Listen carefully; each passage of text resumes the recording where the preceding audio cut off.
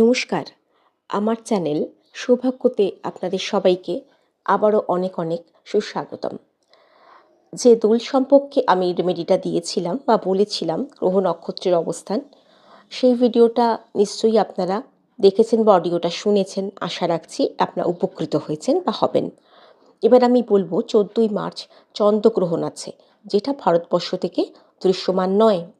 তাহলেও কিন্তু তার পরের 2 মাস আমাদের প্রত্যেকটি মানুষের ওপরেই এর একটা এফেক্ট থেকে যাবে।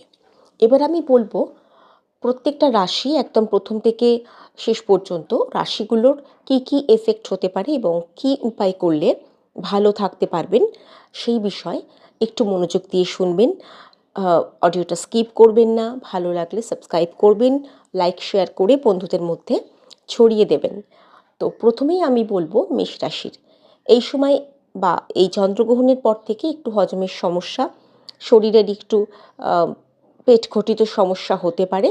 তো সেই জন্য চন্দ্রগ্রহণের সময় যদি পারেন সেই সময় বা গোটা দিনটাই 14ই মার্চের যে কোনো সময় স্নান করে আপনি ওম নমঃ শিবায় মন্ত্রটি জপ করতে পারেন 108 বার। এবার আমি বলবো যে এর পরের যে রাশিটি আছে বৃষ, তাদের তাদের সম্পর্কে যে সমস্ত বৃষ রাশিদের যারা মা বাবা, তাদের যদি সন্তানরা থাকেন, একটু বড় হয়েছেন বা ছোট, তারা পড়াশুনো করছেন, সেই সংক্রান্ত নিয়ে একটা সমস্যা বৃষরাশির জাতক জাতিকাদের মধ্যে হতে পারে। একটা টেনশন এবং আরও সব কিছু স্মুথলি হওয়ার জন্য যদি আপনার বাড়ির কাছে কোনো নদী থাকে সেখানে আপনি চাল দান করতে পারেন, মানে নদীতে চাল ভাসিয়ে দিতে পারেন। যদি কোনো নদী নেই এরকম হয়, তাহলে আপনি কোনো মন্দিরে দিয়ে আসতে পারেন। যে কোনো মন্দির, অবশ্যই চালের কোয়ান্টিটিটা 400 গ্রাম হওয়া বাঞ্ছনীয়। এবার বলবো মিথুন। মিথুন রাশির ক্ষেত্রে একটা কথাই বলবো, সব কিছুই ঠিক আছে, কোনো জিনিসে কোনো চ্যালেঞ্জ নেবেন না, তর্কাতর্কির মধ্যে জড়াবেন না। এই সময় বা এই দিনটা 14 তারিখে আপনারা বিষ্ণু সহস্রনাম পাঠ করতে পারেন, অনেক উপকৃত হবেন। আচ্ছা, এবার আমি বলবো ক্যান্সার বা কর্কট রাশির ক্ষেত্রে। কর্কটের যারা আছেন তারা একটু ভাই বোনের সঙ্গে সম্পর্কে একটু সমস্যা আসতে পারে, এটা একটুখানি নিজেরা ঠিক করে নেওয়ার চেষ্টা করবেন। আর সাদা চন্দন শিব মন্দিরে দান করতে পারেন। আপনার যদি বাড়িতে শিবলিঙ্গ থাকে, পুজো করেন, সেখানে সাদা চন্দনের তিলক শিব ঠাকুরকে অভিষেকের পর দিতে পারেন, অনেকটা বেশি ভালো ফল পাবেন। এবার বলবো কন্যা, শরীরের যত্ন নিন, শরীরটা একটু ট্রাবল দিতে পারে, সেই জন্য হনুমান চালিসা পাঠ করুন সেই দিন। তুলার ক্ষেত্রে বলবো এই 2 মাস, মানে আমরা মোটামুটি 2 মাস এফেক্ট লক্ষ্য করে থাকি এই চন্দ্রগ্রহণের ক্ষেত্রে। তো সামনের 2 মাসের ক্ষেত্রে যখন কোনো টাকা পয়সা ঘটিত ইনভেস্ট করছেন, সেটা একটু বুঝে সামঝে করবেন, কোনো অভিজ্ঞ ব্যক্তির পরামর্শ নিয়ে করবেন। আর শিব মন্দিরে আপনারা লাল চন্দন দান করতে পারেন। আর লাল চন্দন দান করার সঙ্গে সঙ্গে বাড়িতে স্নান করে ওম নমঃ শিবায় মন্ত্রটি জপ করতেও পারেন। বৃশ্চিকের ক্ষেত্রে যথেষ্ট ভালো দেখাচ্ছে। ল্যান্ড প্রপার্টি আপনি পেতে পারেন, কিনতে পারেন, কোনো সম্পত্তি আপনার হস্তগত হতেই পারে। এসব দিক থেকে বেশ ভালো। তবে আরও সব কিছু ভালো করার জন্য দুস্থ কোনো ব্যক্তিকে চাল ডাল আপনার যেটুকু সামর্থ্য সেই অনুযায়ী দান করতে পারেন। যদি দুস্থ কোনো ব্যক্তিকে আপনি সেদিন খুঁজে না পান বা তার সঙ্গে যোগাযোগ না হয়, তাহলে নিকটবর্তী কোনো মন্দিরেও আপনি দান করতে পারেন। এবার আমি বলবো ধনুর ক্ষেত্রে দেখাচ্ছে তীর্থযাত্রার একটা যোগ এই সময় থেকে শুরু হচ্ছে। কোনো ধর্মস্থানে আপনি যেতেই পারেন।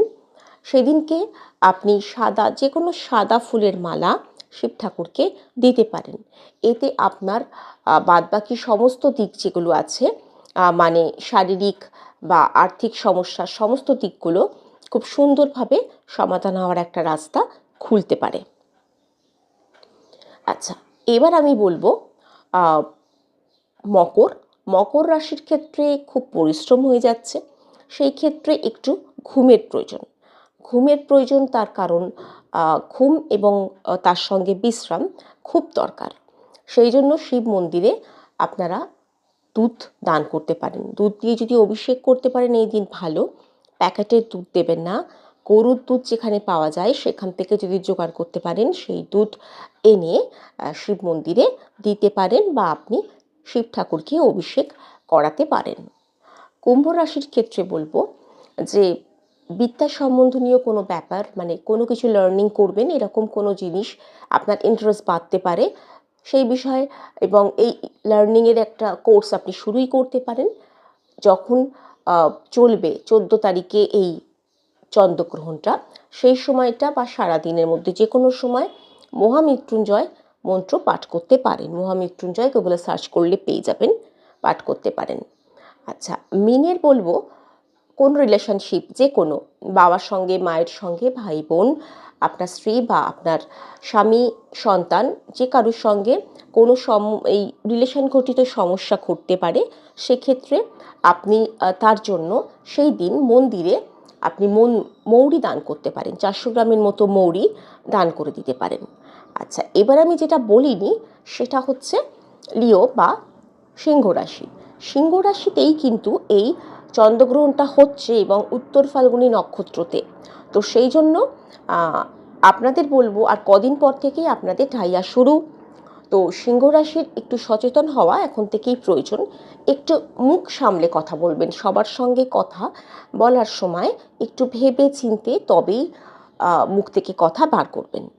আর একটা জিনিস করতে পারেন, সর্ষের তেল মন্দিরে দান করতে পারেন।